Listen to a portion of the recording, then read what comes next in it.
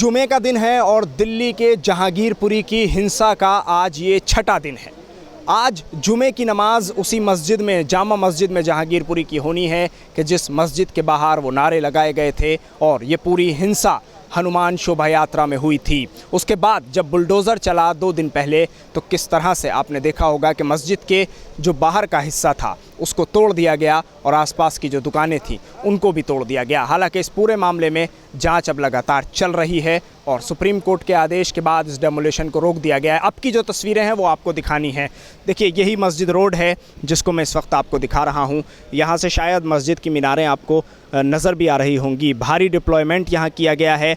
Media को बिल्कुल भी अंदर जाने की यहाँ से इजाज़त नहीं है। आसपास के तमाम इलाकों में जो पूरी ये बस्ती है, सी ब्लॉक है, उस पूरे सी ब्लॉक में इस वक्त तमाम जो पुलिसकर्मी हैं उनको तैनात कर दिया गया है। हर गली के मोड़ पर पुलिसकर्मियों को लगाया गया है। सीआरपीएफ के जो जवान हैं, अर्धसैनिक बल हैं, पैरामिलिट्री फोर्सेस हैं, उनको लगाया गया। और उसी के साथ साथ यहाँ इस वक्त जो घर हैं बस्ती के अंदर, सी ब्लॉक के अंदर, उन तमाम घरों के जो आसपास के इलाके हैं, यानी कहा जाए तो पूरी गली है, उस पूरी गली में डिप्लॉयमेंट को लगा दिया गया है, पुलिस फोर्स को लगाया गया है। दिल्ली पुलिस के जो जवान हैं वो हर घर के बाहर इस वक्त अंदर गलियों में बैठे हुए हैं, क्योंकि आज जुमा भी है। मुसलमान बड़ी तादाद में इस मस्जिद में नमाज़ पढ़ने के लिए पहुंचेंगे। ये जामा मस्जिद है क्योंकि इस मस्जिद से ही ये तमाम चीज़ें सामने आई थीं कि मस्जिद में लोगों ने घुसने की कोशिश की, भगवा रंग के झंडे लगाने की कोशिश की। ये मस्जिद से बातें लगातार सामने आ रही थीं।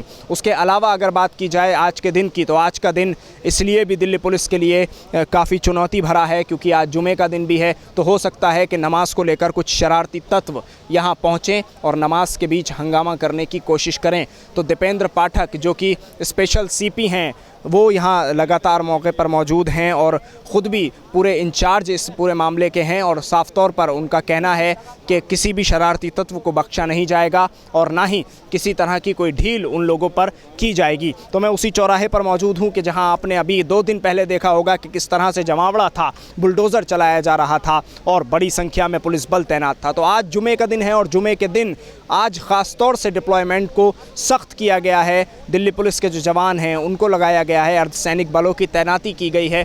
मस्जिद का जो आसपास का इलाका है, मस्जिद परिसर, उसके करीब जाने की भी किसी को इजाज़त नहीं है। आप देख सकेंगे कि वहाँ जहाँ वो बीएसएफ के और पैरामिलिट्री फोर्सेस के जवान खड़े हुए हैं, मैं जूम करके आपको कहूँ कि कैमरामैन से दिखाएं कि किस तरह से यहाँ सख्ती बढ़ा दी गई है।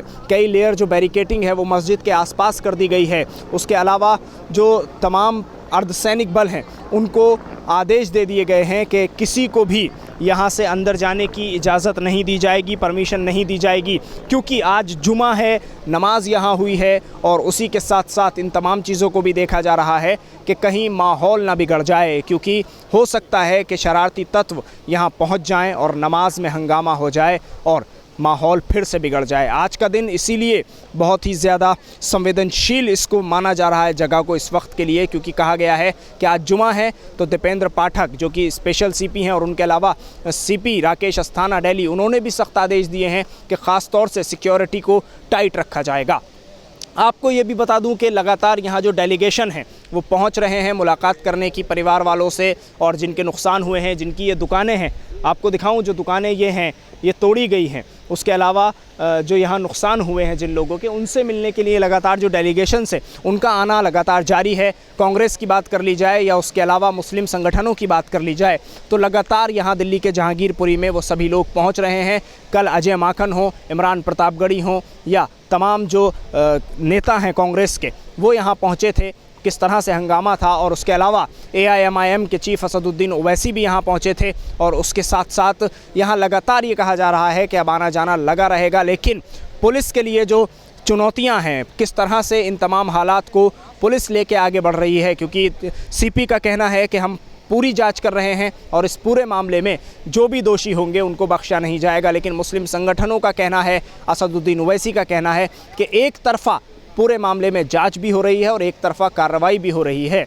अभी ताज़ा कई बयान सामने आए हैं जिसमें संभल से सपा के सांसद शफीकुर रहमान बर्क का बयान हो या बरेली से मौलाना तौकीर रज़ा खां का बयान हो। उन दोनों बयानों को लेकर अभी नेशनल मीडिया लगातार हंगामा काटे हुए है और कह रहा है कि भड़काऊ बयान है, विवादित बयान है। लेकिन जो बयान दिए गए हैं उनमें ये कहा जा रहा है कि ये बयान हमने अपने लोगों के लिए दिए हैं, देश की सलामती के लिए दिए हैं, क्योंकि जिस तरह शफीकुर रहमान बर्क ने कहा कि अगर मस्जिद पर जल चढ़ाने की कोशिश की गई तो खून की नदियां बहेंगी और खून चढ़ाया जाएगा, हज़ारों लोगों का खून बहेगा।